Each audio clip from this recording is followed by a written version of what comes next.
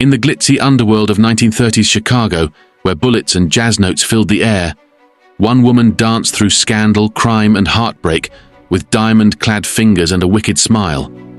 Louise Rolfe, once the infamous blonde Alibi, who stood by mobster Jack Machine Gun McGurn, the man suspected of orchestrating the St. Valentine's Day massacre, was as much a mystery as the man she loved. But as Jack's life spiraled into paranoia, desperation, and a final bloody end, Louise's own story took darker twists. From luxurious speakeasies to a morgue's cold slab, her life became a tale of dangerous love, deception, and reinvention. Welcome to Wicked History, everyone. If there are other historical bizarreries you'd like to see explored, drop a suggestion in the comments. Now let's dive in. On February 27, 1929, in a lavish suite at the Stevens Hotel, platinum-haired cabaret dancer Louise and her boyfriend Jack are thoroughly enjoying themselves, completely unfazed by the police sirens wailing outside. After all, why worry when you're nestled in the largest hotel in the world, which opened just 2 years prior? With 3,000 rooms, ballrooms, a restaurant, and even a rooftop mini golf course, because obviously you need a good putt when dodging law enforcement, this place is a perfect hideaway for those with less than lawful intentions. The couple lives on room service, only acknowledging the outside world long enough to flip through the morning paper before slipping back into their own indulgent reality. So much so, in fact, that the hotel staff can't tell if they're newlyweds blissfully holed up or fugitives laying low. An employee finally tips off the police that room 1919A is harboring none other than Jack McGurn, the infamous machine gun himself. Jack, a scrappy 26-year-old former boxer turned right-hand man to Al Capone, isn't exactly known for his people skills, unless people skills means punching noses into new shapes.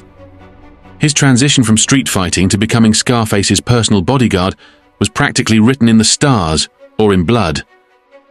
Jack's backstory reads like a scene from a low-budget gangster flick, but his reality was far more brutal. When his stepfather, a quiet grocer, was murdered, Jack McGurn didn't wait for justice. He hunted down the killers himself, making sure they regretted ever crossing his family. This thirst for vengeance made him a perfect fit for Capone's organization, where loyalty meant you carried an extra pistol and used it without hesitation.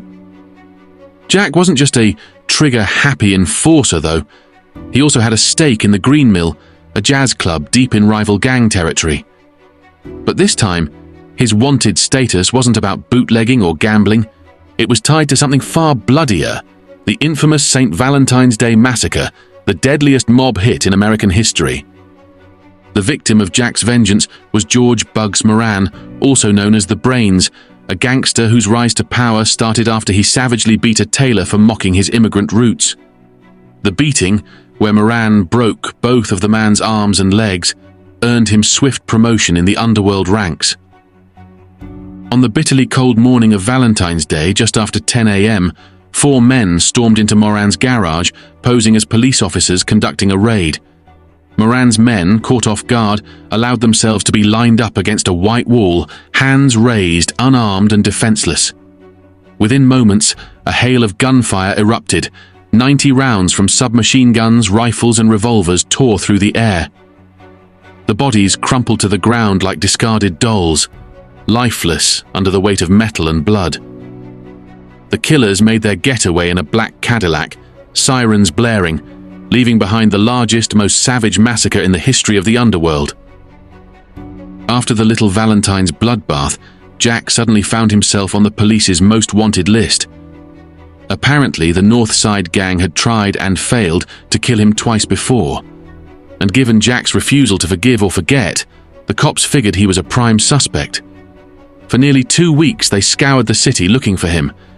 Little did they know, their man was chilling just a few floors below their own headquarters. Yep, the police and Jack were practically hotel neighbors, separated by just a few elevator rides. When the cops finally catch wind of Jack's location, they put together a clever plan involving room service.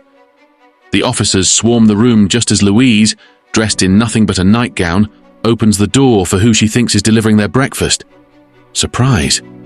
Jack, in his bathrobe, can't even be bothered to reach for the pistols lying on the desk. Louise, meanwhile, watches with a mix of terror and, let's be honest, a touch of excitement. Her squirrel fur coat and dress are searched, thoroughly of course, before she's allowed to put them on. Handcuffed and head held high, she struts toward the Cicero police station like it's a red carpet, not a police escort. Because you never know when a photographer might capture the moment you go from gangster's mole to tabloid sensation. And she's not wrong. By the time they reach the station, Louise is greeted by a flashing storm of cameras and an onslaught of questions from reporters. The St. Valentine's Day massacre is front-page news, and political pressure is mounting to arrest someone, anyone for it. Jack, now in a lineup with 20 other suspects, faces a witness who claims to have seen it all. She points her trembling finger right at him. Does Jack flinch? Of course not. When asked if he committed the crime, he gives a very convincing no. When they push him for details, he nonchalantly suggests the massacre was probably the work of crooked cops. Charming. But let's not forget Louise, who's making the most of her newfound fame. Flirting with the officers, posing for photographers, and crossing her legs just enough to keep everyone on edge, she knows how to work a room. Clad in a black lace dress with a fur coat casually draped over her shoulders, she bats her eyelashes at anyone who dares look her way. Jack had nothing to do with the massacre, she declares loudly, pausing to take a drag from her cigarette holder for dramatic effect. He was in bed with me all night, and all morning, and into the afternoon.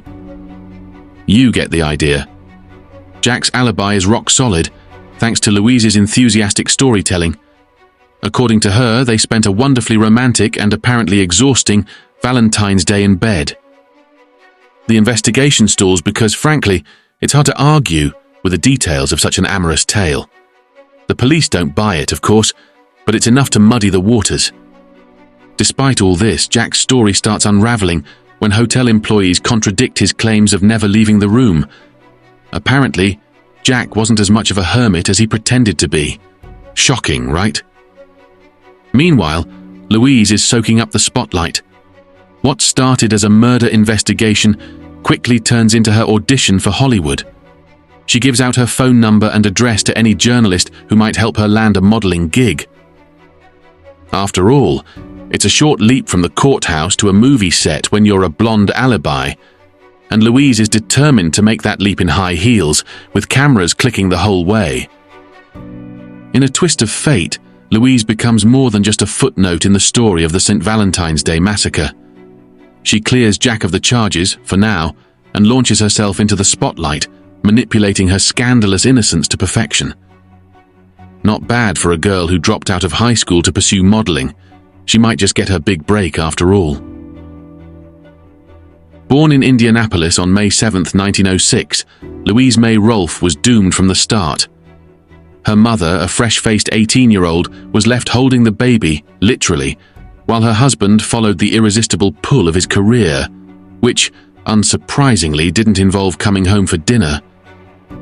In his absence, Louise's mother poured all her mixed emotions, affection for her daughter and disdain for the entire male species, into raising little Louise. Naturally, this homegrown brew of love and bitterness left Louise feeling more suffocated than cherished. Comfort food soon became her best friend, and the inevitable weight gain followed. They eventually packed up their emotional baggage and moved to Chicago, settling into a 3-bedroom apartment on West Addison Street, where love was as rare as a quiet moment on the city's north side. But where love failed to bloom, Louise decided that beauty would flourish like a well-watered rose bush, one that would lead her to wild, passionate love, or at least a wild, passionate lifestyle. The path to happiness? Looks, of course. Quickly catching on, Louise realized she could twist men around her finger just as easily as she twirled her blonde curls. Her absent father, feeling a hefty dose of guilt for abandoning the family, was the first sucker. Test subject. He responded not with fatherly advice, but with gifts, which, in Louise's mind, was exactly how men were supposed to behave. The early lesson? Men. Weak, gullible, and best when they're showering you with attention and gifts, not orders. The list of rules she drummed into Louise's head. No alcohol, no wandering out at night unless you want to be labelled a loose woman, dressed like a nun, no flirting, no loud laughing, and for heaven's sake, never cross and uncross your legs like a harlot.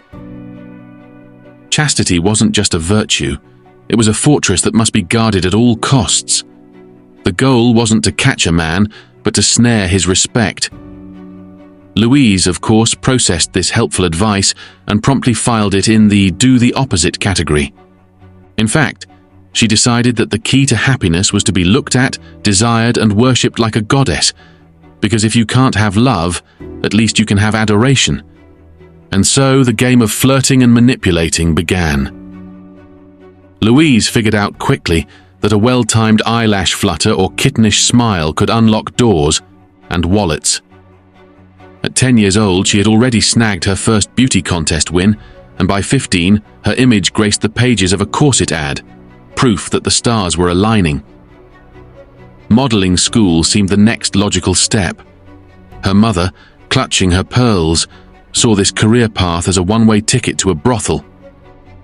But Louise had no time for such mundane concerns. She had dreams of stardom, far from the drudgery of being a housewife condemned to cleaning and cooking. Her parents' nightmares only worsened when Louise swapped algebra for alcohol, skipped out on studies, and spent more time in dance halls than in classrooms. The only thing standing between her and the jazz clubs was her age, and a little cash. On March 27, 1921, mere weeks shy of her birthday, Louise decided she'd waited long enough. Stealing her father's Cadillac limousine, she picked up a girlfriend and 2 young men with a bottle of illegal liquor. It was time to cut loose.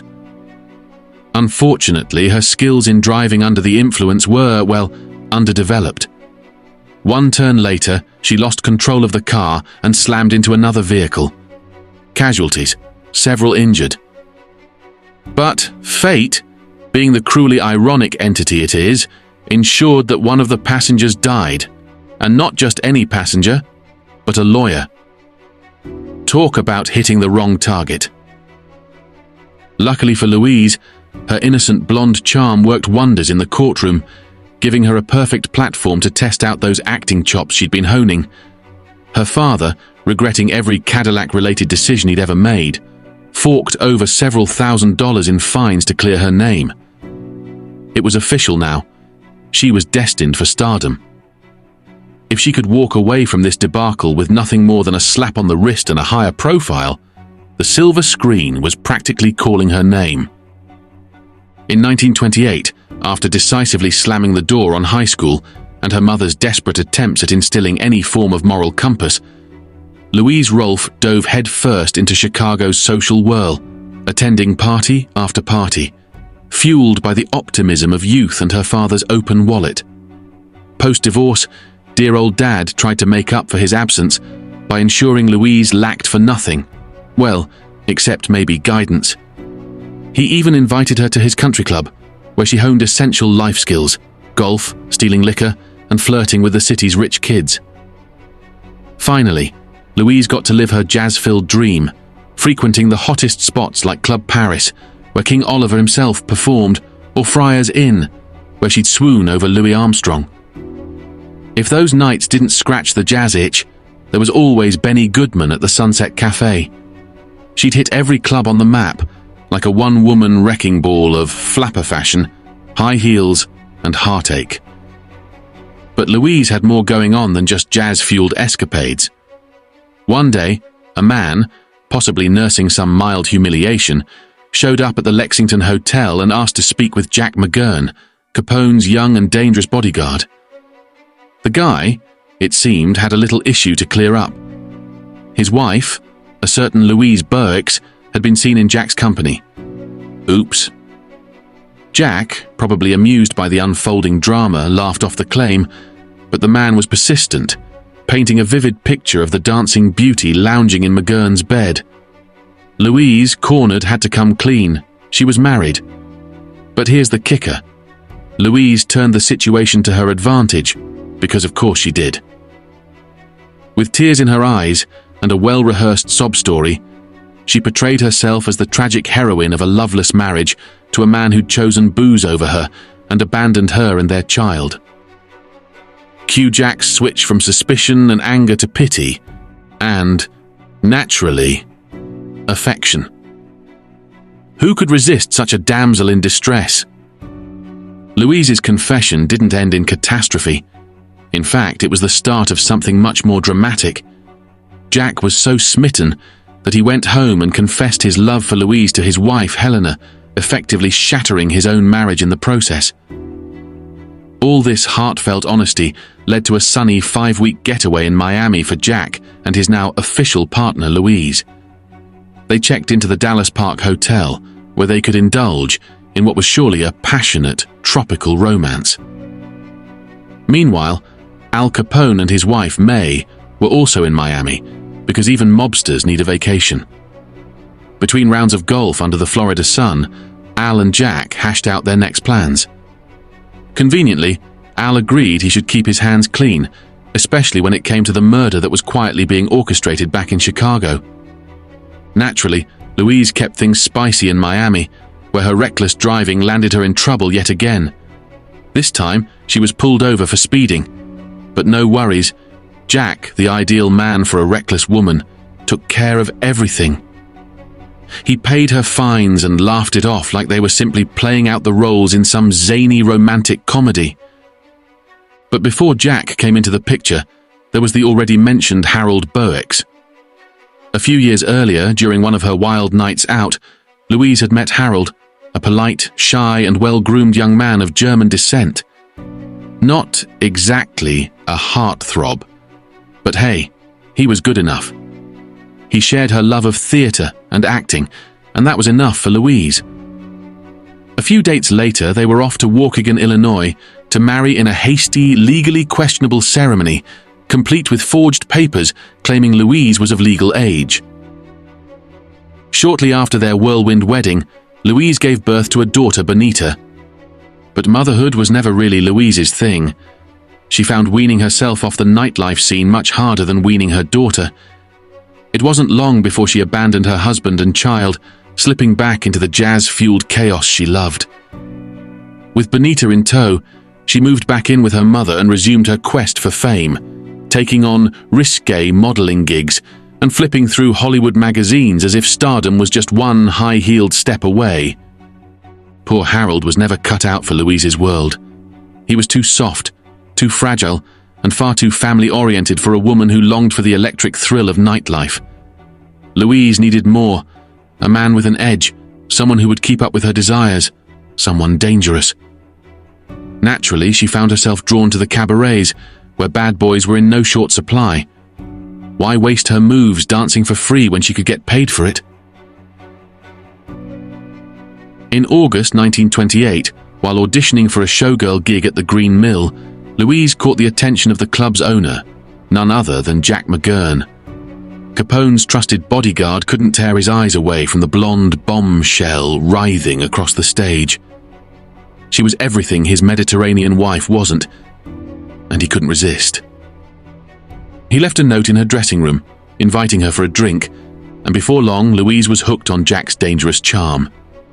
It was love at first sight, or maybe lust at first scandal. Whatever it was, it led to Louise moving into room 854 at the Lexington Hotel, Capone's headquarters. By September 13, 1928, the couple was registering under the alias Mr. and Mrs. George McManus. Jack wasn't just a man, he was a walking ATM, earning $14,000 a week from the Green Mill, $3,000 of which he kept while handing the rest over to Capone. For Louise, Jack spared no expense. Coats, jewelry, hairstyles, whatever it took to keep her happy and far away from his violent mob dealings, he paid for it. But paradise doesn't last. While enjoying one of their endless nights at the Green Mill, Jack got an urgent message. Shots had been fired at his house, where his wife Helena was home alone. Jack's double life came crashing down. Torn between the woman he loved and the wife he'd abandoned, Jack rushed to Helena's side. Not only was she nearly killed, but a police investigation could ruin everything, especially with a major attack on the North Side gang looming on the horizon. If Jack got tangled up in an adultery scandal, his gangster life could unravel at the worst possible time. Now Jack was faced with an impossible choice: duty to his mob family or desire for his lover. Either way, someone was going to get hurt. Jack wasn't one for overthinking. Returning to Chicago, he and Louise checked into the Stevens Hotel, slipping back into their usual routine of false identities. This time, they were Mr. and Mrs. Vincent Doro from Havana, Cuba. Another alias in a long string of names, but always with the same aim: to stay one step ahead of the law while enjoying life's luxuries. Naturally, they demanded a room with a stunning view of Lake Michigan, because, even on the run, aesthetics matter, and cozied up in their 19th floor suite. Things were going great until February 27, 1929, when the hotel's housekeeping staff, who had been used to finding handcuffs from the couple's more adventurous nights, were upstaged by the Chicago police, who showed up with handcuffs of their own. Just 2 weeks after the infamous St. Valentine's Day massacre, the game was up. Louise, by now better known by her media-appointed stage name Lulu Lou, was dragged in front of Judge Peter H. Schwaber. Dressed to impress in a black crepe gown adorned with a white lace jabot, matching cuffs, and luxurious slippers, she accessorized with a long pearl necklace and a gold anklet. "It's got my name on it," she quipped, twirling it between her fingers, "so I won't get lost." Her casual charm didn't stop there. Chewing her nails and tossing her blonde curls as if she were on a film set, Louise played the part of the carefree damsel under stress. When a journalist inquired why she hadn't bothered with hairpins, she deadpanned, "I thought the agents were waiters." Her performance worked. Even the Associated Press reporter was disarmed, describing her as a sophisticated makeup-mastered woman who had a nostalgic air of motherhood. Because what's a little gangster trouble when you've got a kid? Ah, yes, the ace up her sleeve. Louise was a mother. In puritanical America, however, that wasn't necessarily a plus. Instead of being viewed as a complicated character in a tragic romance, she was painted as a depraved woman who prioritized pleasure over family duty. Forget the gangster connections. Her biggest crime in the public eye was living too scandalously for a mother. Despite the moral outrage, Jack wasn't about to let his blonde alibi rot behind bars. After Louise's bail was set at $15,000, Jack promptly peeled off a wad of cash and whisked her out of court on his arm. But their freedom was short-lived. Just as they stepped outside, a federal agent stopped them, warrant in hand. The charge? Fornication. Despite posing as husband and wife, they were not legally married, and this was 1929, when a lie on a hotel registry could land you in cuffs faster than murder charges. The government was stalling, hoping to buy time to link Jack to the massacre. Undeterred, Jack once again produced thousands in bail money, paying off the fine as easily as buying lunch. Though they were temporarily free, the walls were closing in. The authorities, desperate for someone to take the fall for the Valentine's Day massacre, were turning up the heat on the gang. The press, always eager to keep up with the star-crossed criminals, covered their every move. Their nights out became tabloid fodder, while every outfit Louise wore was dissected in the papers. Fast forward to May 25, 1931, the trial of Jack and Louise, this time for fornication and prostitution, kicked off. Their defense was straightforward. They were merely lovers, not a pimp and his working girl. But proving true love in a courtroom, that's trickier than hitting a hole-in-one. To make matters worse, Jack was still technically married to his first wife, Helena. In the eyes of the law, this made Louise nothing more than an immoral woman engaging in indecent acts. The charge weighed heavily against her. Then, in what felt like divine intervention, or perhaps just good timing, Jack's divorce was finalized on May 2, 1931, a mere 3 days before the trial. No time to waste, Jack married Louise on May 3rd, sealing the deal in Waukegan, Illinois. Ironically, the same town where Louise had hastily married Harold Boakes years earlier, using fake papers to claim she was of legal age. This time, though, Louise swore that Jack was the one. Though how much love factored into their legal strategy was anyone's guess. But not even the hasty nuptials could stop the judicial gears from grinding. Despite tying the knot, the Bureau of Investigation, helmed by a certain John Edgar Hoover, kept pressing. Hoover, itching for a way to nab Jack, made it clear. If they couldn't get him for the St. Valentine's Day massacre, they'd get him for something. And fornication seemed like a good start. The trial kicked off under extraordinary circumstances. No jury. The scandalous details of their physical escapades at the Stevens Hotel were too risque for public consumption. Instead, hotel employees were called to testify, asked to recall if they'd seen the infamous pair during their marathon of Valentine's Day love. Unfortunately, many staff members suddenly developed selective amnesia when faced with Jack's intimidating glare. Funny how memory works. In the end, it was clear that while the law had caught up with Jack and Louise for their torrid romance, the real crime was that their story had become a cat-and-mouse game between the government and the underworld. Despite all the allegations, Jack and Louise danced through the cracks of the system, paying off their indiscretions with wads of cash and perfectly timed legal maneuvers. For now, the St. Valentine's lovers remained free, living proof that in the world of gangsters, love and a lot of cash can get you out of nearly anything. But even as the media feasted on their every move, the real question lingered. How long could they keep outrunning the inevitable? When witnesses from the Dallas Park Hotel in Miami took the stand, it seemed like the noose was tightening around Louise and Jack McGurn. Unlike the timid hotel staff back in Chicago, these Florida witnesses weren't shy. One recalled how Louise had checked in under a fake name, cheerfully announcing her husband would join her soon. Not long after, Jack swaggered in, driving a yellow Packard unmistakably linked to none other than Al Capone. Subtle, they were not. The prosecutor, sensing a win, demanded the maximum for Jack. 4 years behind bars, 2 served, with the possibility of early release for good behavior. For Louise, a relatively light 4 months. But Judge Peter H. Schwaber wasn't here for leniency. After 2 long months of deliberation, he delivered a moralistic smackdown that hit harder than any mob boss ever could. What a sad state of affairs for our civilization, that so many similar violations exist. As long as we believe in the principles of monogamous marriage, I must declare the 2 accused guilty. The vows of marriage are the foundations of our moral law. It is a serious crime. Louise's heart probably sank into her opulent slippers.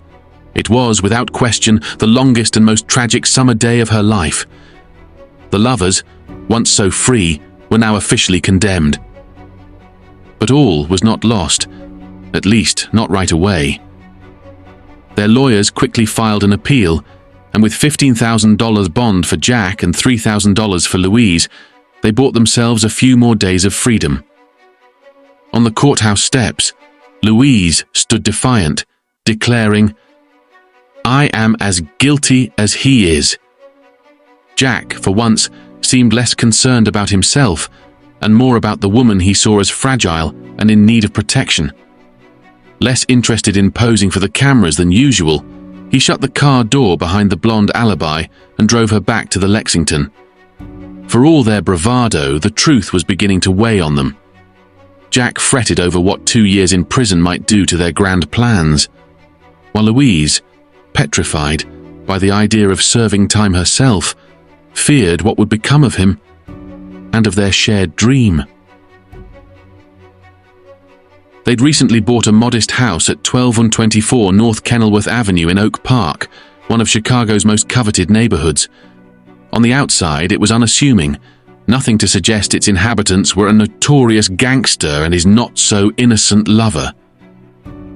Inside, however, Louise had spared no expense, decorating it with an opulence befitting their vision of suburban bliss. They played the part of the charming Mr. and Mrs. Vincent Dorrough with ease, hosting neighbours for tea parties and luncheons, all while their double life as fugitives from moral decency unfolded in the newspapers. But all of this would be in vain if they lost their appeal. Their last hope lay with the highest court in the land, the United States Supreme Court.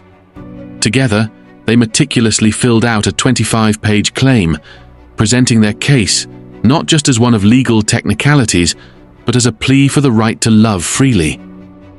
What would the Supreme Court, the ultimate arbiters of the nation's moral code, think?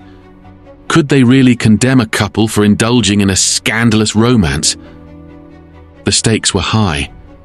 Jack knew that if they lost, Louise would be left to fend for herself in prison, her light-hearted nature making her an easy target. His absence would leave her vulnerable, and the thought of her struggling behind bars tormented him. In true gangster fashion, they tried to live life as normally as possible, even as the appeal date loomed closer. But Louise couldn't help herself. On the night of October 30th, as Halloween festivities raged, she was arrested yet again, this time for speeding and attempting to flee the police. Not exactly a move befitting a woman on the brink of a life-altering trial. Drunk and defiant, she led officers on a chase through her posh neighborhood until a second squad car finally stopped her. Her lawyers spun the incident as a product of stress and temporary insanity. Stress or not, it wasn't exactly an ideal prelude to pleading their case before the highest court in the land. Undeterred, the couple boarded the Baltimore and Ohio train to Washington, ready to argue their appeal. If the judges ruled against them, it was over. Jack couldn't protect Louise from prison, and without his watchful eye, she would drown in that brutal environment. Her charm and beauty, her most potent weapons, would be useless behind bars. When they finally appeared in court, Louise was dressed in a white gown, a black choker, and a cloche hat pulled low over her eyes. In front of the elderly, respectable judges, she must have looked like the embodiment of every flapper stereotype. A woman more devoted to pleasure than propriety. But beneath the flashy appearance, she was now Jack's legitimate wife, a status she hoped might redeem her in the eyes of the court. Jack stood behind her in a tailored suit, looking every bit the reformed man, his slicked back hair giving him an air of controlled calm. The prosecutor, however, wasn't interested in redemption. He zeroed in on their supposed conspiracy to deceive the public by engaging in a relationship outside the bounds of monogamous marriage. In that day's moral climate, that was almost worse than murder. Finally, on November 7th, 1932, the court delivered its verdict. Not guilty. Their lawyers had done the impossible. The court ruled that Louise couldn't be accused of conspiracy or solicitation simply because she'd consented to a relationship with Jack. With the charges behind them, the couple walked out of the courtroom free, restored to their suburban dream and their new status as law-abiding citizens, at least on paper. Their love, once scandalous and dangerous, had been legitimized in the eyes of the law. For Jack and Louise, the victory was sweet. They had beaten the system, reclaimed their freedom, and returned to their carefully crafted life of bourgeois comfort. But with the Bureau of Investigation breathing down their necks and the shadow of the St. Valentine's Day massacre still hanging over them, it was clear their story was far from over. Less than 3 years later, Jack McGurn, once the feared bodyguard of Al Capone, is admitted to Mount Sinai Hospital, needing surgery for an infected lung wound, just one of the lovely parting gifts from his former life of bullets and booze. His attempts to dull the pain with alcohol haven't helped, though he's given it the old college try, even managing to outdrink Louise, his loyal, blonde alibi, who was no stranger to a bottle herself. By this point, Jack is a shadow of his former self, physically and mentally unraveling. Louise, no longer the bold provocateur who once stared down the world, now clings to him, paranoia creeping in with every breath. The gangster's once promising attempt at a second act, a career as a professional golfer of all things, hasn't exactly gone as planned. Turns out, running the green is a little different from running a gang. On August 25, 1933, Jack took a swing at redemption by entering the prestigious Western Open Golf Championship at Olympia Fields. He figured that if he could control his aim on a gun, surely a golf ball would be no problem. Playing under the alias Vincent Gebhari, because nothing says under the radar like a name suspiciously close to your real one, Vincent Gibaldi, Jack actually placed on the first day. But on day 2, the Chicago police, sharp as ever, caught on to the not-so-subtle pseudonym. 8 officers showed up to arrest him mid-tournament, right on the 7th hole. Never one to miss a dramatic entrance, Louise materialized out of nowhere, all dressed in a scandalously tight white dress, waving her 3-carat diamond ring in their faces like some mobster's fairy godmother. "Whose brilliant idea was this?" she demanded, causing quite the stir. Jack, ever the gentleman, requested to finish his round before being cuffed. To everyone's shock, the cops agreed, joining the spectators like it was just another day on the course. Unfortunately, their presence threw Jack off his game, and he finished miserably. Louise was humiliated, and Jack was hauled off anyway, though he didn't stay in custody long. Back in Chicago, Jack and Louise retreated to their home at 1224 North Kenilworth Avenue, a cozy little nest in Oak Park. They lived there with Louise's daughter Benita, now a teenager, but the family life wasn't exactly a tonic for Jack's deteriorating mental state. He called the police almost daily, convinced his life was in danger. Cops would show up to find him hiding in a closet, paranoid beyond belief. Had he lost his mind, or was he finally seeing the writing on the wall? The answer came on February 15, 1936, the day after Valentine's Day, a grim reminder of the massacre that had forever marked Jack's reputation. That night, Jack was at a bowling alley on the northwest side, engaging in one of his few remaining hobbies. Around 1 a.m., 3 armed men stormed the place, spraying bullets into the air, sending everyone diving for cover. In the chaos, they zeroed in on Jack. A few shots later, Jack McGurn, once a formidable figure in the Chicago underworld, lay dead on the floor, a bullet through his head. He was just 33. Of the 20 witnesses, only 3 would be found, all conveniently suffering from amnesia. At 2 a.m., the authorities knocked on the door of 1224 North Kenilworth, but no one answered. 2 hours later, they tried again. This time, Louise, elegantly dressed as usual, opened the door. She hoped, perhaps irrationally, that Jack was just injured, maybe maimed, but still alive. The officer shattered that hope with a single word: dead. Without missing a beat, Louise donned her ermine-collared coat and went with the officers to the Racine Avenue station, where Captain Martin Mullen waited to grill her. "What did your husband do for a living?" he asked. Louise, in her usual cool style, replied, "I don't know what Jack did. He never told me, and I knew better than to ask." Feigning innocence in the face of blatant mob connections, she spun a laughable tale. Jack was just running a horse racing betting center in Melrose Park. The officers, unsure whether to laugh or cry, let her keep digging the hole. "We heard he was a professional golfer. Is that correct?" asked the coroner, almost amused. "I don't know. He played a lot of golf indeed," she shrugged, dabbing away at her tears, careful not to ruin her mascara. Because if the press was nearby, one must look their best. Louise recounted how Jack had slept most of the day and left around 11 p.m. to go bowling. Alone. No calls, no suspicious activity, just another quiet night out. "Did he have problems with anyone in particular?" the officer pressed. "No. Do you know why he might have been killed? No. Was he part of any secret organizations? The officer asked, already knowing the answer. Louise, as always, stayed on script. No. As usual, the interrogation hit a dead end, but one nagging detail refused to let investigators rest.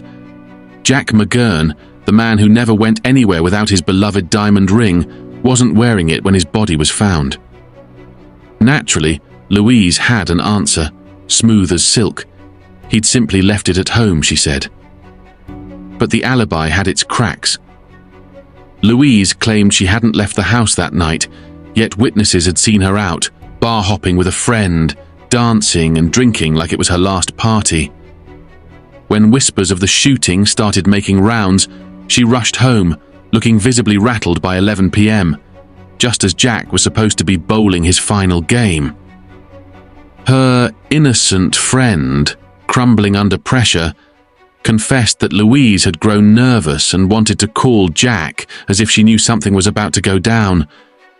And those all-women nights on the town, they only made the police more suspicious, hinting that maybe this wasn't just a coincidence after all. And so, Jack McGurn was dead, and Louise was left to mourn her professional golfer husband with a mix of calculated grief and genuine sadness. Her dreams of suburban bliss, of rising above their criminal past, lay shattered alongside Jack's body in that bowling alley. But in true blonde Alibi fashion, Louise played her part perfectly, calm, collected, and just vague enough to keep everyone guessing.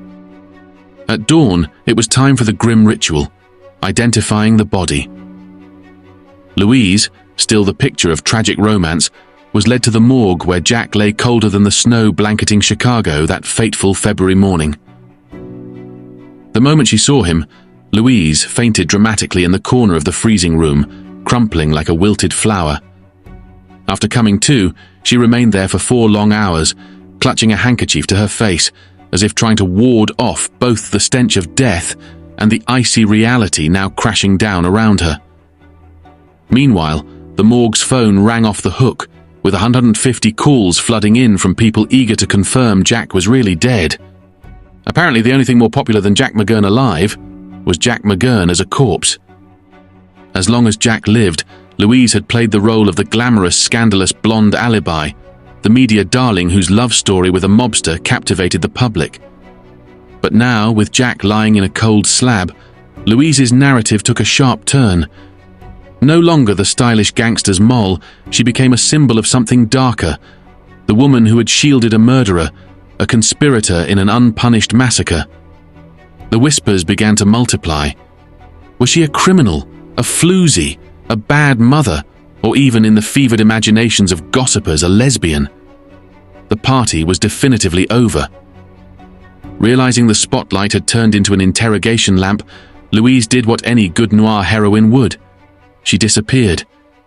She dyed her famous blonde hair black, trying to scrub away her former life like a smudge of mascara, and adopted a new name, something suitably Italian, De Vito.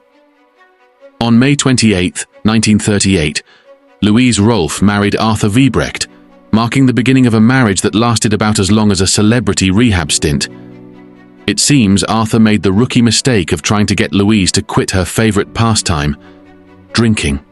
By July 5, 1940, Louise was out the door, leaving Arthur to contemplate how he'd managed to lose a marriage faster than one loses a bar tab. Fast forward to March 3, 1943, when Louise, now rolling with the title of Rolfe Wiebrecht, was arrested in Albany. Her partner in crime? A 25-year-old army deserter named Harry Bernard from Brooklyn, because nothing says stability like running off with a guy who ditched Uncle Sam. Meanwhile, Arthur was away serving in the army, fighting for freedom, and probably wishing he could free himself from memories of this mess.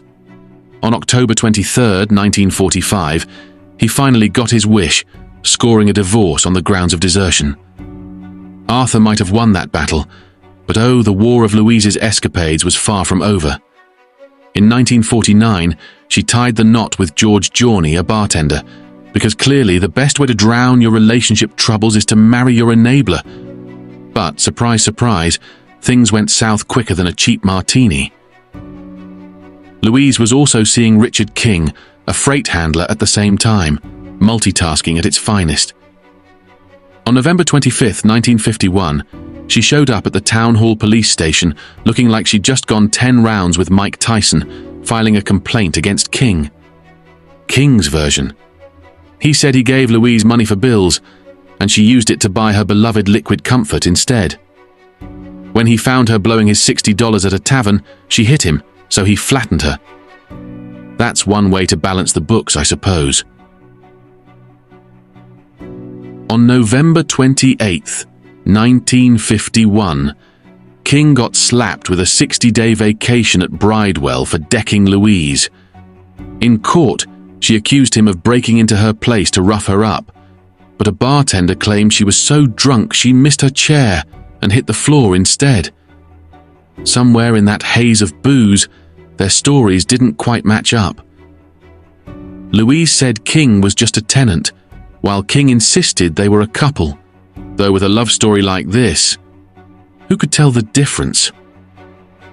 After this episode, Louise slipped off the radar until 1986 when she resurfaced for a special TV moment. Geraldo Rivera, clearly having run out of good ideas, planned to open Al Capone's vault live on national television, and somehow thought Louise would add a touch of nostalgia. Even at her advanced age, she still had that old-school gangster glamour, fiercely defending her late lover Jack McGurn, insisting he had no part in the St. Valentine's Day massacre. "When you're with Jack, you're never bored," she'd say.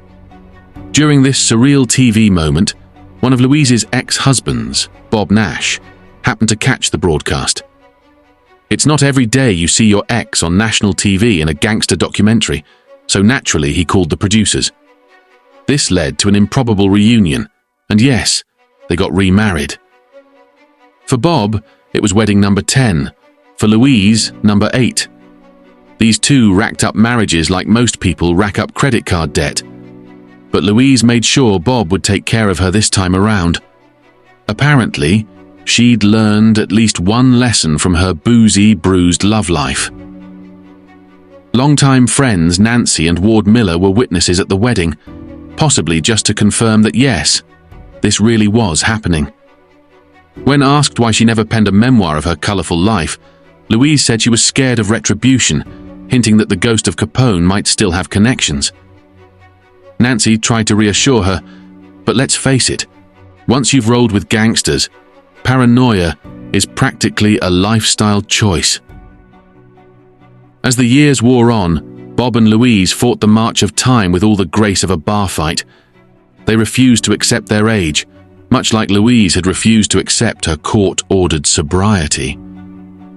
When Bob passed away in 1994, Louise was left alone, growing increasingly dependent on her friends, who, let's be honest, probably deserved a medal by this point. On February 21st, 1995, in Sonoma, at the ripe age of 88, Louise finally met the one end she couldn't charm her way out of.